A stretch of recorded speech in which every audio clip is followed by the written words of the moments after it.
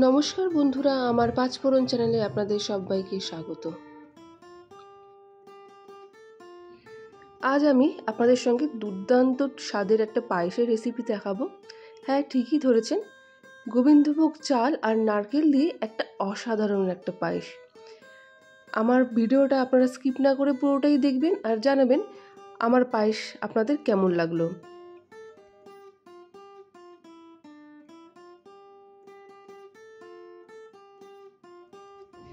এরকমভাবে একবার পায়েস বানিয়ে দেখবেন, জিভে লেগে থাকবে আর মনে হবে বারবার এরকমভাবেই বানিয়ে খাই। তবে তার জন্য আপনাদের কি করতে হবে, যারা নতুন বন্ধু আছো তাদেরকে সাবস্ক্রাইব করতে হবে, আর যারা অলরেডি আমার বন্ধু তারা অবশ্যই কিন্তু পুরো ভিডিওটা দেখবে আর বন্ধুদের মধ্যে একটু শেয়ার করে দিও। চলো দেখে নেওয়া যাক আজকে নারকেলের পায়েস।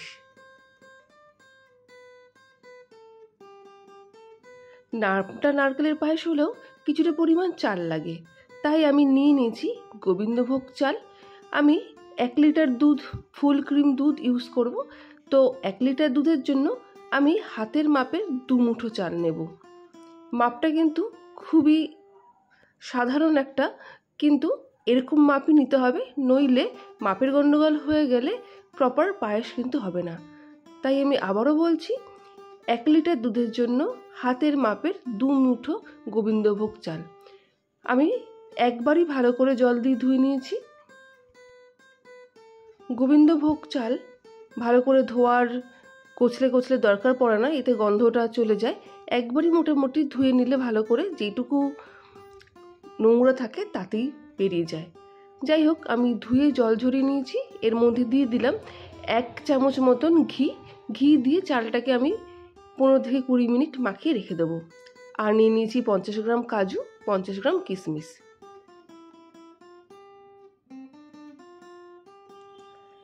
একটা মিডিয়াম সাইজের নারকেল হাফ মালা আমি ভালো করে কুড়িয়ে নিলাম।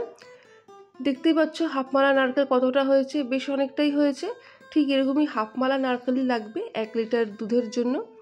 এরপর একটা মিক্সার গ্রাইন্ডারে যে হাফ মালা কোরানো নারকেলটা আছে, সেই কোরানো নারকেলের হাফ পরিমাণ আমি নিয়ে নেব। দেখতেই পাচ্ছ আমি যেটুকু আছে তার আমি হাফ পরিমাণ আমি মিক্সার গ্রাইন্ডারে নিয়ে নিলাম। আর সাথে নিয়ে নেব আগে থেকে আমি কাজুগুলো জল দিয়ে ধুয়ে রেখেছিলাম, সেই কাজুর হাফের একটু বেশি পরিমাণ। পুরো কাজুটা আমি নেব না, হাফের একটু বেশি পরিমাণ, মোটামুটি বলতে গেলে এখানে 15-20টা আমি গোটা কাজু আমি নিয়ে নিলাম। কাজু আর নারকেলটা একটা ফাইন পেস্ট করব। যদি পেস্ট করার সময় সামান্য পরিমাণ জল ব্যবহার করতে হয় তাহলে সামান্য পরিমাণ জলও ব্যবহার করবে। ভালো করে পেস্ট করে নিতে হবে। অন্যদিকে আমি কিন্তু একটা হাঁড়িতে দুধ ফোটাতে বসিয়ে দিয়েছিলাম। দুধটা অলরেডি টকবকিয়ে ফুটে উঠেছে। টকবকিয়ে ফুটে উঠলে আমি এখানে 2টো এলাচ আর 2টো তেজপাতা আমি দিয়ে দিলাম। যেহেতু ফুল ক্রিম দুধ তাই বেশি ফোটানোর দরকার নেই, একবার ফুটে উঠলেই দিয়ে দিতে হবে তেজপাতা এলাচ দিয়ে মোটামুটি 5-7 মিনিট হাই ফ্লেমে আমি ফুটিয়ে নিচ্ছি। ফুটিয়ে নেওয়ার পর আগে থেকে যে চালে ঘি মাখিয়ে রেখেছিলাম সেই ঘি মাখানো চালটা দিয়ে দেবো। চালটা দিয়ে আঁচটাকে আমি মিডিয়াম করে দিচ্ছি।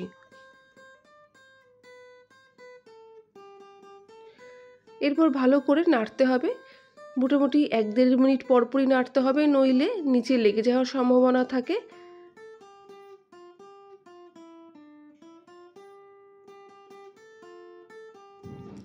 চাল সমেত দুধটা বেশ সুন্দর করে ফুটে উঠেছে। গ্যাসের আঁচটা কিন্তু মিডিয়ামই রেখেছি আমি, হাই ফ্লেমে একদমই করার দরকার নেই। মিডিয়ামে ভালো করে কিছুক্ষণ পরপর নাড়াচাড়া করে আমাকে চালটা সেদ্ধ হতে দিতে হবে। চালটা 3-4 মিনিট ফুটার পর আমি দিয়ে দেবো 1 পিঞ্চ মতন লবণ। আমি যে কোনো মিষ্টি জাতীয় খাবার বানাতে গেলে একটু লবণ দিই, তবে খুব বেশি না। স্বাদের জন্য 1 চিমটে হলেই কিন্তু যথেষ্ট, এতে কিন্তু টেস্টটা অনেকটাই ভালো হয়। তোমরাও কিন্তু অবশ্যই ট্রাই করে দেখো। 1 চিমটে লবণ দিয়ে আবারও আমি দুধটাকে ফোটাতে দিলাম।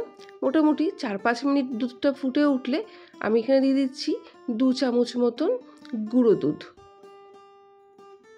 হ্যাঁ, আপনারা হয়তো অনেকেই ভাববেন গুঁড়ো দুধ ডিরেক্ট দিলাম হয়তো ঢেলা পাকিয়ে যেতে পারে, তাই কেন আমি আগে থেকে বাটিতে গুলে দিলাম না। তবে এখানে বলে রাখি, যেহেতু পায়েসটা করতে মোটামুটি সময় লাগে 20 মিনিট মতন, তাই ঢেলা পাকালেও কিছুক্ষণের মধ্যে নাড়তে নাড়তে দুধটা কিন্তু গলেই যায়, তাই ডিরেক্ট দুধের গুঁড়ো দিলেও খুব একটা অসুবিধা হয় না। যাই হোক, গুঁড়ো দুধটা দিয়েও আবার অনবরত নাড়তে হবে 3-4 মিনিট মিডিয়াম আঁচেই।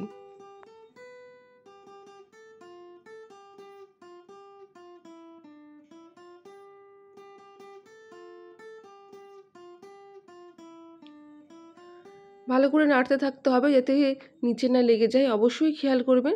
তাই কিছুক্ষণ পরপরই নাড়বেন, আর একটা হাতা খুন্তি কিছু দিয়ে দেবেন, তাহলে দুধ উতলে পড়বে না। এরপর আমি আগে থেকে যে নারকেল আর কাজুটা বেটে রেখেছিলাম, সেই নারকেল আর কাজু বাটাটা দুধের মধ্যে দিয়ে দিচ্ছি। নারকেল কাজু বাটাটার মধ্যে ভালো করে দিয়ে আবারও নাড়তে হবে। মিক্সার গ্রাইন্ডারে যেটুকু লেগে থাকবে সেটা হালকা পরিমাণ দুধ দিয়ে ধুয়ে আপনি যে পাত্রে বানাচ্ছেন তাতে দিয়ে দেবেন। নারকেল আর কাজু বাটাটা দিয়েও আমি আবার নাড়তে থাকছি।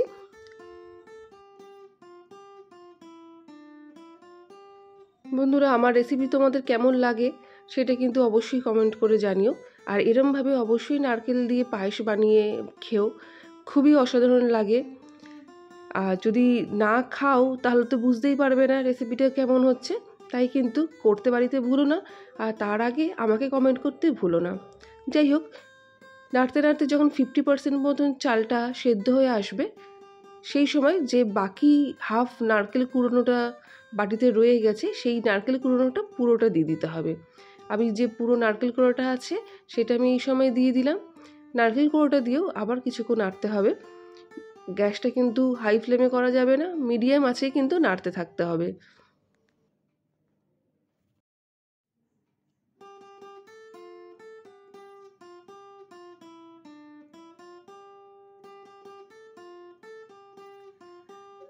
নারকেল কুড়োটা মোটামুটি বয়েল হওয়ার খুব একটা সময় নেয় না, 4-5 মিনিট এইভাবে নাড়তে নাড়তে এরপর দিতে হবে স্বাদের জন্য মিষ্টি। আপনারা এখানে বাতাসাও দিতে পারেন, চিনিও দিতে পারেন। আমি এখানে দিয়ে দিলাম 1 লিটার দুধের জন্য 100 গ্রাম মতন চিনি, মানে 1 কাপ চিনি।